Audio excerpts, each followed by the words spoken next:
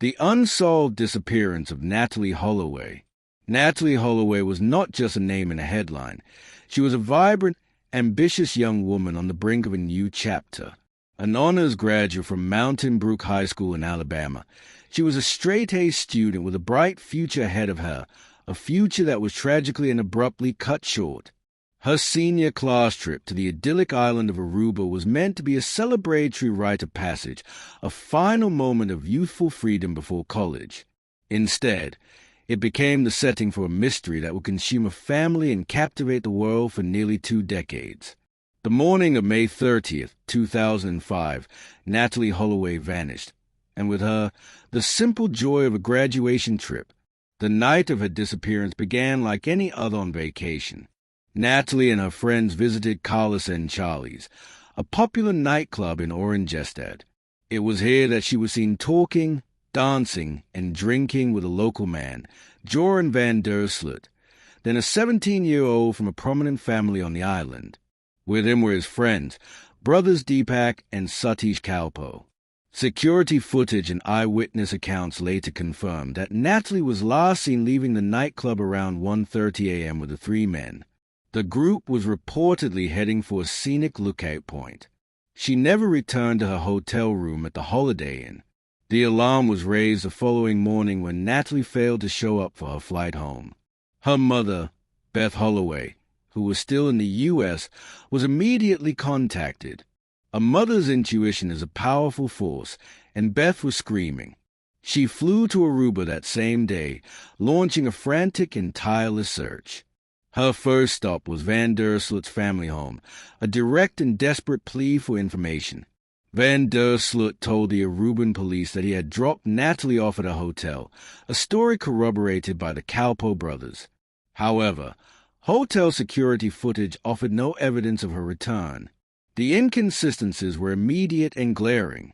The initial police investigation was hampered by a lack of a body and physical evidence. The 3 men, Van der Sloot and the Kalpo brothers, were arrested on suspicion of kidnapping and homicide, but the case was fragile. They were in and out of custody for months as their stories changed and contradicted each other, a carousel of lies that only fueled the Holloway family's phase. One moment they claimed to have dropped her off. The next, they couldn't remember what happened. Each shifting account sent investigators on a new wild goose chase, delaying progress and prolonging the agony for Natalee's family. Beth Holloway refused to be a passive victim of a slow-moving justice system. She launched her own crusade for justice, becoming a constant and raw presence on national news networks. Her public pleas for help were a desperate attempt to keep her daughter's case in the global spotlight and to pressure Aruban authorities to act. While her efforts drew unprecedented attention to Natalee's case, they also sparked a necessary national debate about missing white woman syndrome and the disproportionate media coverage given to some cases over others. Meanwhile, Natalee's father, Dave Holloway, was equally tireless. He organized and funded his own search efforts, collaborating with volunteer search and rescue organizations. Using everything from cadaver dogs to sophisticated sonar and drone technology, they combed the island's rugged terrain and the vast expanse of the Caribbean Sea. They followed countless tips, some credible, many not, and each time a bone or a piece of clothing was discovered, it brought a crushing cycle of hope and profound devastation. After years of fruitless searching, with no body or definitive evidence, Natalee was officially declared dead 7 years after she vanished. Beth Holloway did not attend the hearing, later stating, "I don't need a judge to tell me my daughter is gone, but I'll never stop fighting for the truth." In a shocking and disturbing turn of events, the case took a grotesque twist in 2010 when Joran van der Sloot resurfaced with a sinister proposition. He contacted Beth Holloway through her lawyer, offering to reveal the location of Natalee's body in exchange for a significant sum of money.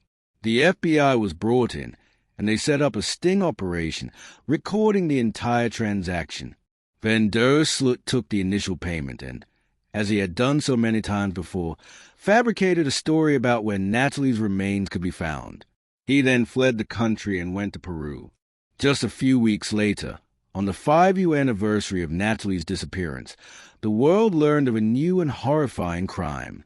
Joran van der Sloot brutally murdered a young Peruvian woman named Stephanie Flores in a hotel room in Lima. He was quickly arrested, and the evidence was overwhelming. He was convicted and sentenced to a long prison term. The murder of Stephanie Flores raised a chilling and painful question for many.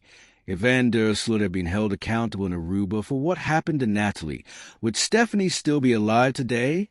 Nearly 2 decades after Natalee Holloway disappeared, a plea deal brought a final, agonizing answer to the mystery. In 2023, facing an extortion trial in the United States for his grotesque scheme against Beth Holloway, Van der Sloot agreed to a plea deal. Under oath and in a U.S. courtroom, he confessed to killing Natalee Holloway. He claimed that after an argument, he became violent, and she died as a result. The most chilling part of his confession came next. He said he disposed of her body in the ocean, telling the court he had beaten her with a cinder block before pushing her into the sea. Beth Holloway was present in the courtroom, enduring what she had fought for so long. 4 years. She had been a captive audience to his lies and manipulations, but this time the details were too specific, too vile, and too real. The truth she had pursued for so long was finally laid bare.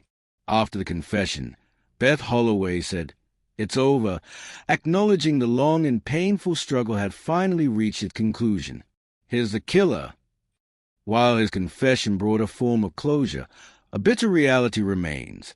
The statute of limitation for homicide in Aruba had expired, meaning he cannot be prosecuted there for Natalee's murder. He may one day walk free from prison in Peru. By the time of his potential release, he will be in his late 50s, the same age Beth was when he finally admitted to killing her daughter. It's a sobering and imperfect justice, but for a mother who refused to give up, his confession finally provided the end to the story she had been searching for.